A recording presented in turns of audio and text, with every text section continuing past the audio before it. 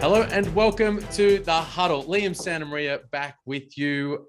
6 rounds in the book, and we've reached the fever break. That's 1/3 of the NBL season done and dusted. Teams a little chance to take a breath, a little exhale before they ramp up for the rest of the season. And for us, it's a chance to kind of assess the state of the nation, who sits where, what needs to happen, and how things are going to play out from here. And to help me do that, I've got Damon Lowery on the show, NBL champion, of course, a colleague of mine on the NBL broadcast, and a man who knows what he's talking about. So sit back, relax. Up next, Damon Lowery.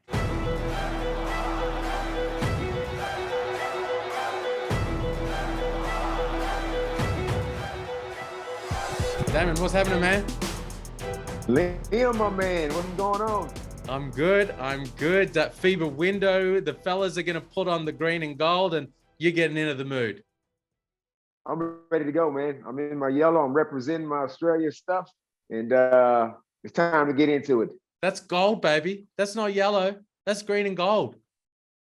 Green and gold. You know, I was busy in the off season a little bit. You know, using your tax dollars to go over there and try to make history. So money well spent. I figured out why just leave it in the drawer? Might as well just wear it around. I love it. Hey, listen, we're going to play a little fact or fiction today on the Huddle. I'm going to bring to you a bunch of statements.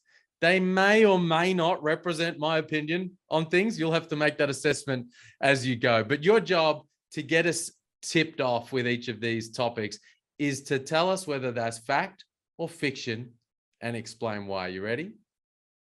I'm ready. Estoy listo. The Adelaide 36ers had to move on from Craig Randall. There was no other option. 1,000,000% fact. Why, you ask? Yes. Because this dude ain't a team guy. I saw it straight away. I was not gassed up by the whole thing that happened in Phoenix. Wasn't gassed up. As soon as I saw his very first game on Australian soil, I said, that guy is not with them other guys. And you can't romanticize the scoring, the outbursts, and the deep 30-foot J's and all that stuff. Because you can just tell if you get a guy like this, he will derail and submarine your team. It's only a matter of time. So they had to move. It's a shame because I think he may be the most talented player to ever be cut or fired by an NBL team mid-season. I mean, there have been obviously talented guys over the years. A guy like Sean Redditch comes to mind. Geez, didn't he turn into an unbelievable player? Wasn't playing particularly well at the time for New Zealand. A guy like Perrin Buford 4 or 5 years ago with Brisbane was an MVP candidate in many respects. And yet he was a guy who wasn't with those other guys. And Brisbane told him to move on and go elsewhere. And with Craig Randall, for me, it's tricky. It's not tricky. It's a shame because the talent is incredible. And when things are going well, and I saw this with my own eyes, Damon, in the States, at their practices, at their shoot-arounds, when things are going well, he's actually a great teammate in that he brings really good energy. He's up and about and he's competitive. He brings a good vibe to practice and to shoot around and the like. But as soon as things turn bad, as soon as there's some adversity, and there always will be across a season, within a game, at all times, he feels like the world is against him, including his teammates, including his coaches, and things go pear-shaped from there. You hit it on the head. When things are going your way, when it's all rainbows hanging over your house and all the bubble gum got flavor in it still, of course everything is sweet. You're a great teammate, but that's not the test of a great teammate. The test is, how do you respond when things don't go your way, when your bubble gum gets a little bit stale? Now, how do you respond?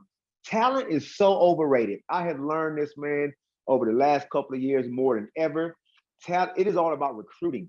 CJ got to take some responsibility because in CJ's mind, he probably thought, well, last year I didn't get to pick that team. I'm picking this team. And he took a flyer on this guy. He got gassed up by the talent. Talent is overrated. You say he might be the most talented guy to ever get sacked. What are you getting sacked for? Just goes to show you, talent is not enough. So I'm glad it finally came to a head because we got to get players made of the right stuff. Tassie JackJumper, high character guy stuff. Yeah. And look, it also speaks to like the culture that exists here in Australia and in Australian sport, right? And Scott Roth has made a big thing about this. He said, I studied the culture here. And it's all about what kind of a teammate you are, how much buy-in you have, all those types of things. And he said, that's why I'll take 10% less talent for 10% more character.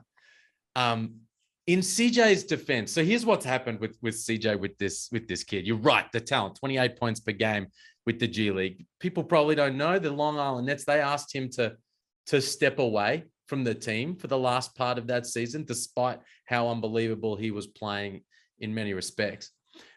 But he got him cheap compared to the level of talent. And I think he looked at his roster and he was like, I have so many really solid dudes on this team. Mitch McCarron and Daniel Johnson and Robert Franks and Antonius Cleveland, Sunday Detch, like really strong, high caliber guys who are going to circle around this kid and show him the right direction. But in fact, it became too difficult. Those guys actually there was a point where one of them reached out to a former teammate of Craig Randall's recently saying, what can we do to help bring this guy into the fold and make this work?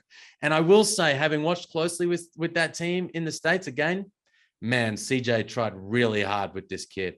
Really hard, try to be the big brother, the player coach, the arm around he tried absolutely everything he could to make it work, but it didn't. It never works. People don't change. We think we overestimate our ability. People only change when they think there's something wrong with them. You think this guy's going to change his whole thing just because some dude he never met before, C.J. Bruton, says, hey, man, why don't you come on board? He don't care about that. He's like, man, just where's my shots? Just give me my shots, man. I don't want to hear all that other stuff. People don't change. Trust people to be who they are and leave it at that. Yeah, not quickly. People change over time, Damon. Like, Perrin Buford, I mentioned before. Yeah. I'm pretty sure, is it Paul Hanare? Coach has been coaching him in Japan, and I'm like, wow, you've got Perrin Buford. You went there, and he's like, mate, he's very different now. He's actually a really good team, still the same really good player, but over in Japan, right here, he's a great teammate, and I love coaching. Look how much time has passed. Look what has happened in between then and now. It's different. You know what I mean? Now, yes, people can change. Obviously, people can change, but I'm saying. This Craig Randall, he was the same guy at Long Island Nets, and Adam Caporn said, no, man, you ain't worth it. He went straight from there to here. And CJ bought that headache and thinking, okay, well, maybe a different voice, maybe a different style. No. That's the same guy. This dude needs to go off somewhere and, I don't know, figure himself out, have no job, maybe for a couple seasons. Maybe then he'll start to look internally that he is the actual problem and that he's not the victim. So fact or fiction, Craig Randall will never play in the NBL again? Fact. Ain't worth it. It's a shame. He was very fun to watch when things were going well. All right, how about this? There is no way anybody is beating this Sydney Kings squad in a 3 or a 5 game series. I'm going to say, are we talking about with the healthy Xavier Cooks? Yes, sir. I gotta go. Man, I'm gonna say fact, but I'm telling you, I would not be surprised if New Zealand ground them down or Cairns Taipans managed to go like this for 40 minutes. They got the firepower to do it. Hold on. So is it fact or is it fiction? Come on, All right. Let's go with fact for sake of argument because man, they're impressive. They are so impressive. They are deep at every position. They play the right way. They got championship DNA and they want to repeat. They don't have high maintenance guys. None of them guys are high maintenance. You got a Jordy Hunter who's just happy to be playing again. Tim Suarez, that's like a two-headed monster, up and down. It doesn't matter. They cover each other. They do it by committee. Xavier Cooks is just Xavier Cooks. He's just phenomenal. You got your rock-solid defensive backcourt. You got Justin Simons, who just takes pride in playing D and just pitching in where he can. His offensive game has expanded.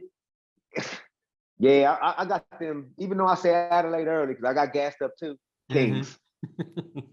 You know what has been terrific about Sydney? All those guys you just said, Cooks and Vasiljevic, and we knew Derek Walden Jr. was going to be what he is. The Justin Simon and Tim Suarez, for me, have been the thing that's been brilliant about Sydney so far. They were my two question marks coming in, you know, like having Xavier Cooks and Justin Simon on the floor together. What was going to happen to the spacing? Because we saw that with Cooks and Jay Sean Tate sharing the floor together at times. And in that final series against Melbourne, where they sat off those guys and made life really difficult for everybody else, it became no good. Xavier Cooks actually went to Will Weaver for game 3 and said, bring me off the bench to fix all of this. But Simon's really improved. He's improved. He's worked. It's not pretty by any stretch of the imagination, but he's shooting a high percentage from the free throw line, and he's actually shooting the ball reasonably well from the perimeter, and he's got a good sensing of where his spacing needs to be. And Xavier Cooks is just a wrecking ball and an absolute terror to play against. So you combine that with Tim Suarez, who I think has been more than what I expected him to be. I thought he was just going to stretch it and hold his own down low, but he's mobile. He's catching it in transition, striding to the hoop, soaring above the rim.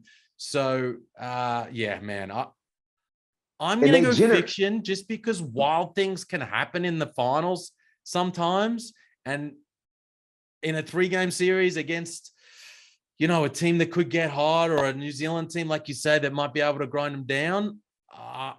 I've seen wild things happen before, and they can happen again. But if there's a gun to your head and you had to get a right to save your life, you'd be betting on the city. Absolutely. All right, it's a shame because it kind of maybe end up have answered my next one. Both Cairns and New Zealand are genuine championship contenders. Absolutely. They are. The Final Four, as far as I'm concerned, is set. Cairns, it's everybody's playing for 5th and 6th. I think people are really playing for 6th. But Cairns have already proven all you need is enough firepower, and they underrated defensively. They are underrated defensively. And then when you add in the fact that sometimes, like the old Adelaide 36ers from the early 2000s, their offense is like their defense as well. If they can put enough scoreboard pressure on, they come down and hit 4 threes in a quarter, 5-3, get hot all of a sudden, and now you got to play catch up. A lot of teams don't play catch up very well. So I think as long as they stay healthy, they are absolutely a puncher's chance to make some noise. And they went on the road. They're not scared of where they go. They playing with the belief. And I didn't think Adam Ford, let me take that back. What Adam had last year couldn't work. It just couldn't work. Adam Ford, I think, is the same guy a year later, but he is retooled. Mm-hmm. He's got the right kind of guys who's bought in, and he's got the style of guys that's bought in. Man, they're one Keanu pinned a rolled ankle away from losing a whole bunch of games in a row. Everybody's their best player away. That's why I said about Xavier Cooks. No. Everybody. No. Sydney will continue to win games without Xavier Cooks. Maybe not the title, but they'll continue to win games. The Taipans are really shallow at that 5 spot. It's Keanu, and then it's Sam Wardenberg, and then it's, no one. And Wardenberg is an undersized 5 when he's in that spot. Now, again, you're right. And DJ Hogue, what is he? He's a small forward who can play the 4. We just saw the United play and slaughter the Phoenix with one big only sometimes on the floor. So it don't matter that you're the 5. If David Barlow can play 5 in stretches, so can Wardenberg and so can DJ. True, and that small ball lineup was a massive problem for the Phoenix because Alan Williams didn't want to come out to where Dave Barlow wanted to live. Yeah, I love what both those teams are doing. I'm all in on New Zealand. Lock them in, championship contenders. I'm not quite there yet with the Taipans. Adam Ford's a coach of the year candidate right now, without a shadow of a doubt. And like what you said there, the way he recruited, he told me leading into the season, he said, Liam, this better work or it's going to show I don't know what I'm talking about. I'm all in. This is my squad. I put this squad together and they're playing defense the way he wants them to play. He's keeping them accountable. They're all bought in. Shannon Scott off the bench. Tajir McCall, they're like, whatever you want, coach. We're happy to do what it needs to be. Yep. It's they're living and dying a little by the 3, which worries me because in the bump and grind of the playoffs, sometimes you're not getting those kind of looks that when things slow down a little bit in the playoffs. So that worries me, but we'll see. They've been very fun to watch. All right, how about this? Melbourne need to replace not 1, but 2 imports during this FIBA break. Fiction. And here's why, because Rashad Tucker ate so much. Sorry, Rashad. Flashbacks from back in the day. Yeah. Sorry, Rashad Tucker. No, Ray John, twice in a row. Ray John Tucker. Come on, man. He is eating so much humble pie. Yep. That I'm surprised he can still elevate like he can. But he is now worked out over time. You know what? Let me just redefine myself in this team because I want to keep a job. I want to keep a job. I think I like living in the world's most livable city. And he can come off that bench and he can affect the game. He rebounded out of sight. This small ball lineup truly suits him. Get him in some dribble handoffs, some dribble waves. Next thing you know, he's going downhill and good things happen. So the way he's accepted his new role has got me. That's why I'm going fiction because I'm happy to keep him now. Mm-hmm. But obviously they need another guy. They need a 5 to help out Isaac Humphries down low. And unfortunately, that's probably going to be the Jordan Caroline situation. The Ray John Tucker one intrigues me because I agree with what you're saying. I just keep on hearing DJ Newball for some reason. Now, I haven't dug deep into it. I looked my man up on Real GM and it looked like he played his team's last game that they played in Japan. So I'm like, hold on, is he on the roster? Is he being released? I haven't gone and asked too many people too many questions, but I keep hearing DJ Newball linked to Melbourne United, and it only really seems to make sense in that Ray John Tucker spot. So we will wait and see. Let's wait and see. All right. This one is maybe a little bit of a chance for you. I don't know if you've heard these comments or read these comments, but I'm giving you here a little kind of right of reply. This was Dean Vickerman and his comments on SEN yesterday with Andrew Gaze and Andy Marr, calling for a more positive approach from the media towards the NBL. All right, here we go. He said, we see Corey Williams has a viewpoint to say, yep, I've got to be controversial. Now we've got Damon Lowery doing the same thing. It all comes back to social media and mental health and people just trying to get clickbait by making crazy comments. So when he was then asked if he thinks this kind of opinionated analysis adds to the game, and he said, I don't know. I'd like to see a better balance about having more coaches in commentary where they can talk more about the analytics of the game, not about this guy is bad tonight, so let's get on him. I just want to see a far better balance about finding the positives in our basketball, the great product we have on the floor. And if we play poorly, I expect people to criticize my team if we have 20 turnovers and go down by 25 points. That's going to happen. That's a part of the sport. But I'd love to see a better balance.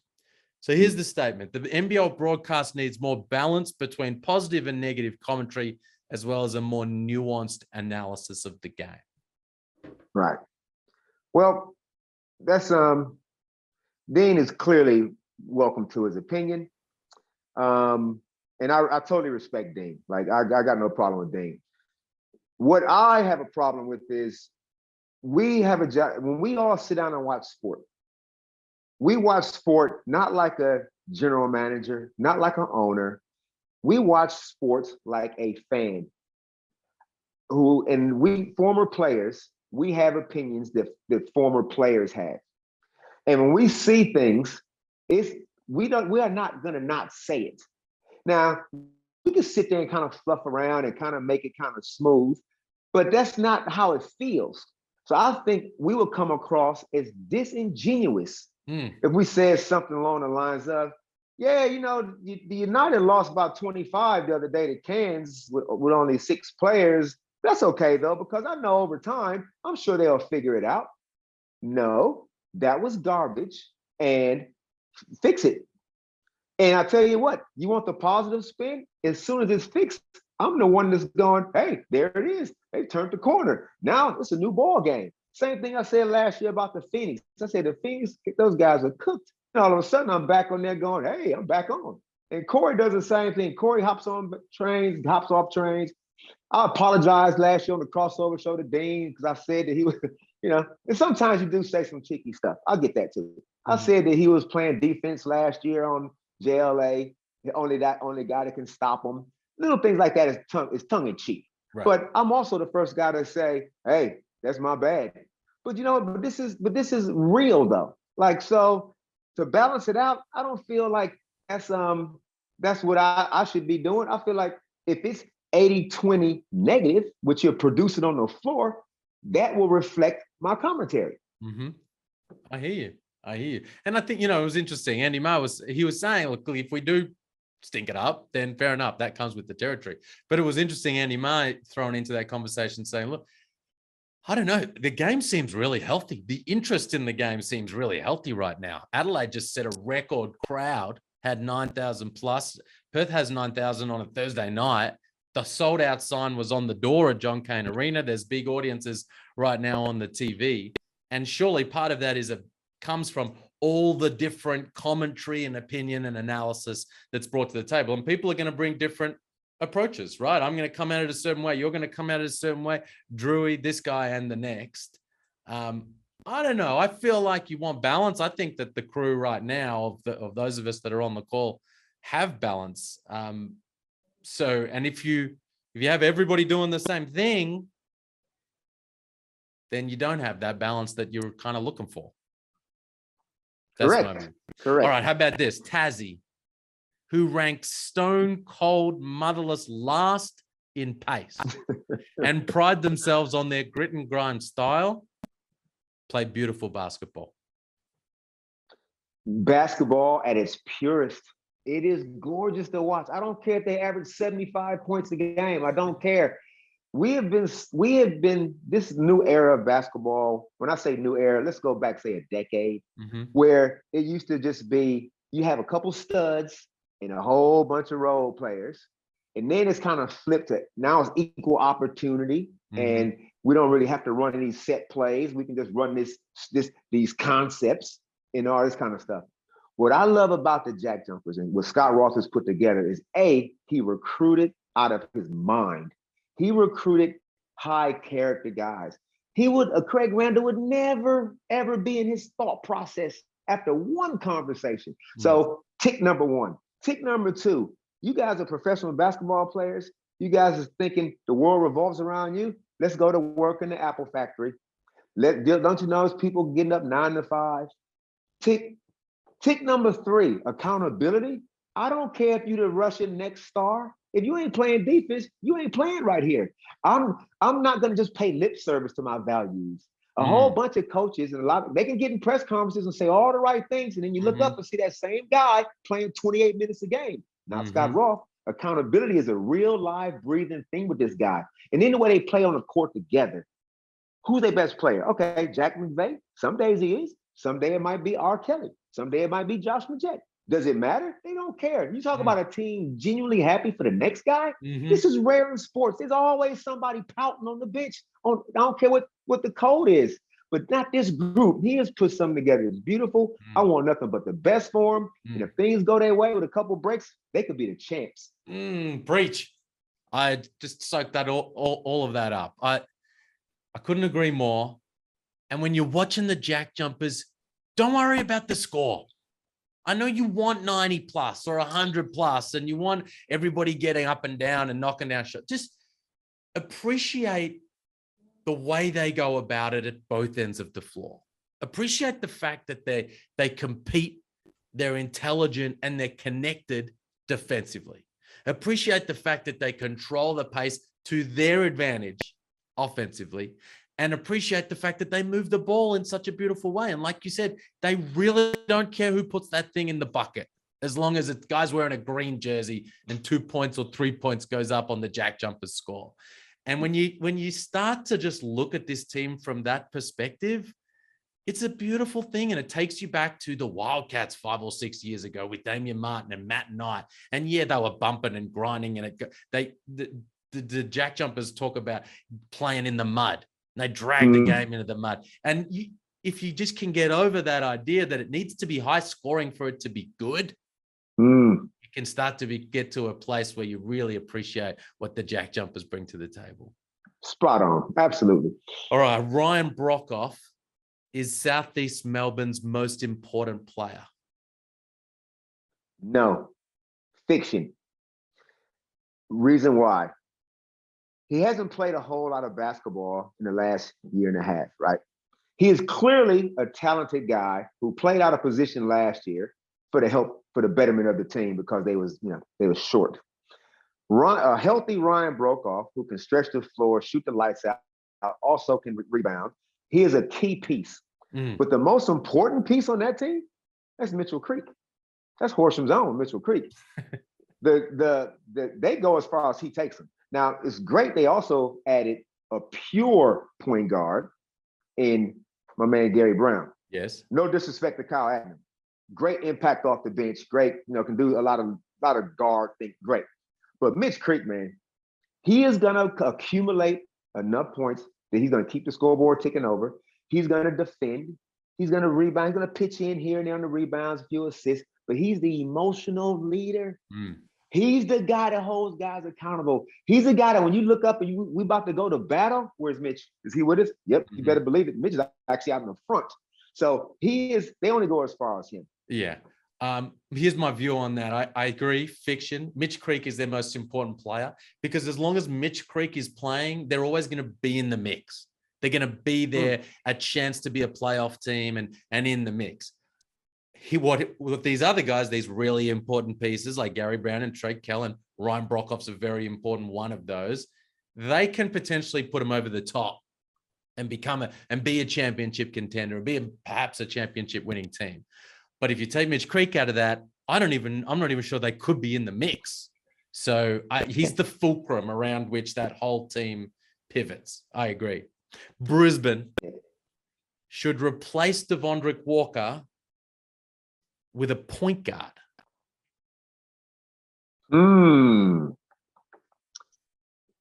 Fact. Now, and here's my reasoning. They've already got the front court rock solid. Tyrell Harrison, Baines, Frawley. Great.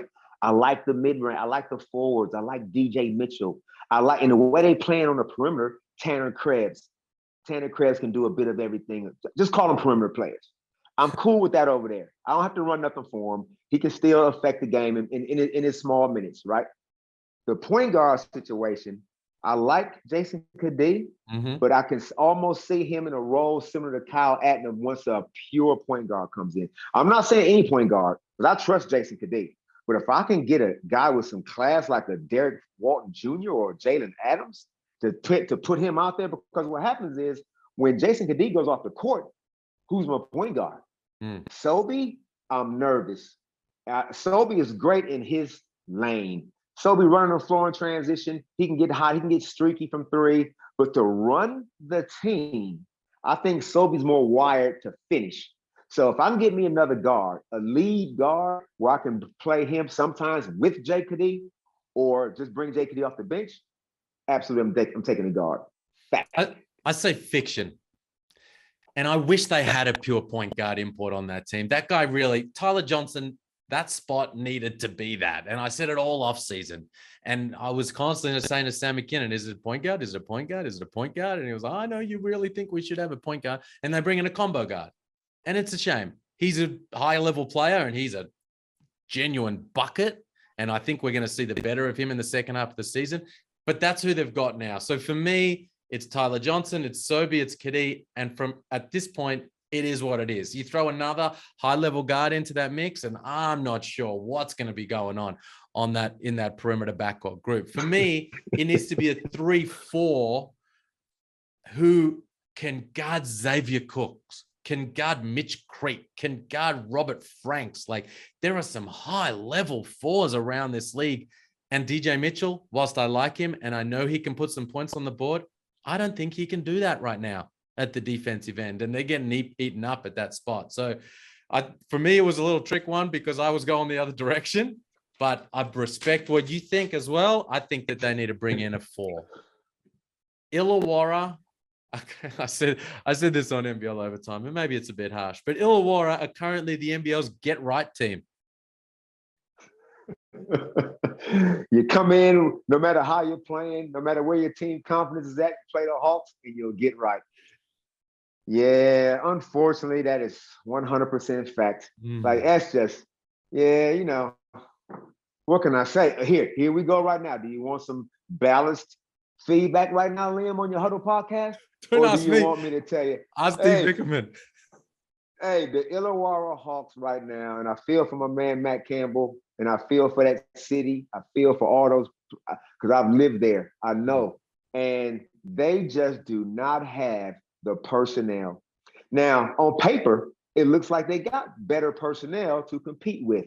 But this is what I'm talking about when it comes down to recruiting character guys. Anybody can look good walking around in the airport. Anybody can look good driving around in your sponsored car. But how do you look when you're on a 6-game losing streak and you're down 20 or you're down 10? How do you look now? That's the test. And right now, the Hawks fail that test every single time. Now, let's just go back to Perth. They had Perth. But if you watch the last 5 minutes of that game in Perth, you will see the very things that's the reason why they struggle to win a game. They don't know where the ball should go. They don't have a lead point guard. And if Justin Robinson was healthy, man, things would be way different. That dude was class. Okay. Right. But they rudderless. Now that Peyton is there, he'll bring some direction to the ship. Yep. But I'm looking at guys like George King. What are we doing? George, I was hoping he was going to play like the Night King from the Game of Thrones and really just be vicious. But you're in and out, and you're mostly out. You can't stay out of foul trouble. You can't trouble the score. I don't think you had a big game since that Perth game. In Perth. That the Perth game. That was it. You know what I mean? So you're the import. You know what I mean? So I'm looking at Sam Frawling. Which one gonna show up? Like, Sam, come on, man. Last year you was the 4th option. This could be this is it. Yeah. Sam comes and goes. Dang comes in. Wani Swakala Bullet. I was expecting way more out of you. It was your call to leave Sydney because you said you had an offensive package. Where is it? It don't even look like it. Go 0 for 12. Show me that you're trying. So unfortunately, all that, you put it all in the mix, Liam, and they are everybody's get right team. Yeah, they have been. Brisbane came in on a 5-game lose, 0-5, and they beat them twice. And Melbourne came in after losing a couple, and they beat them in overtime. And Adelaide used it as a bit of a get-right game over the weekend. I've seen some positive signs recently. Peyton Seaver into the mix, as you say, and there is a little bit more kind of direction now within that group on the floor.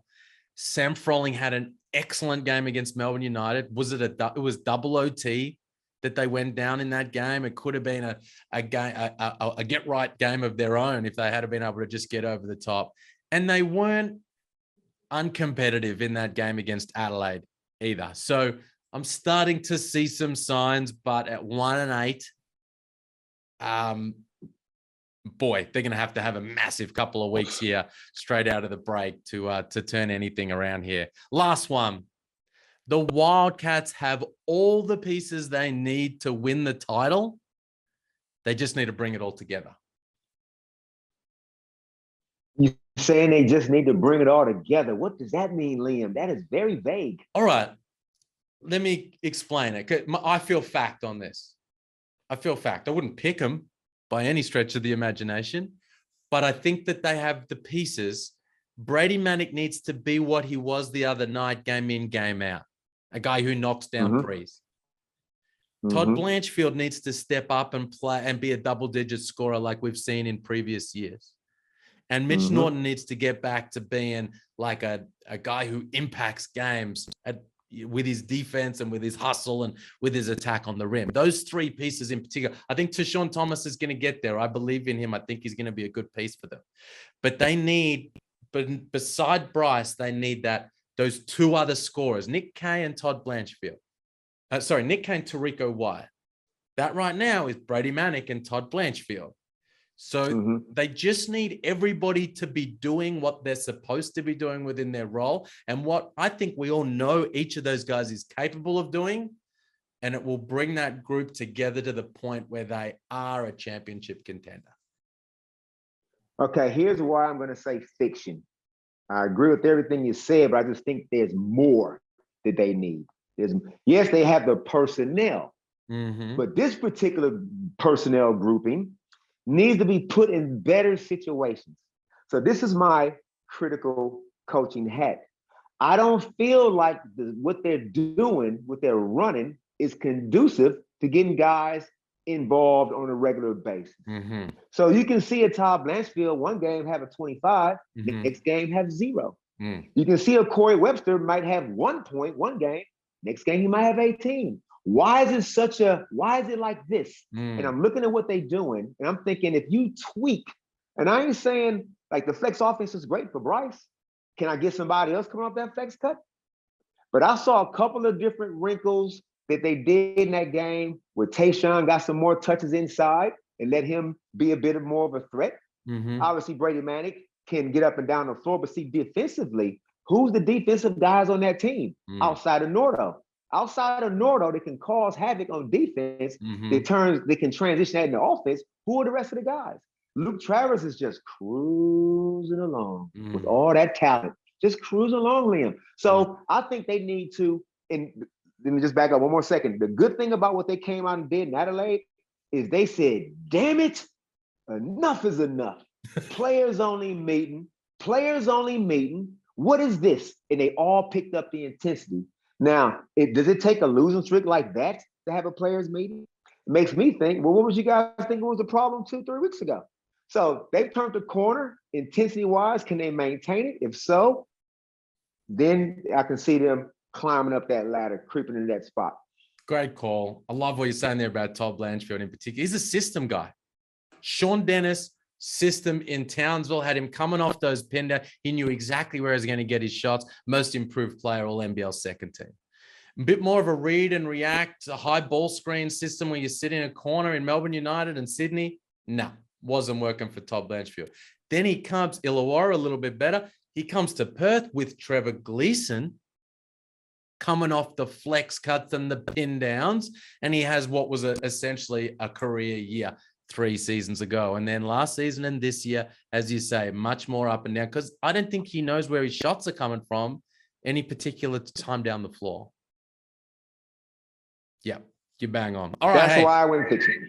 That's a wrap, my man. A bit of fact, a bit of fiction. We're all still trying to get our head around what has been a wild season to this point. Teams lose by 40 one night and they come back and win by 40 the next. It's a little ridiculous. And we're doing our best to get our heads around it. But we've got 2 weeks now to kind of start making sense of it. And it's going to be fascinating to see how these teams come out of this break and who, by resting up a few guys or going hard at it on the practice floor, who comes out firing after this break. And can't wait to see it, how it all plays out. Thanks for the chat, man. Awesome to chop it up.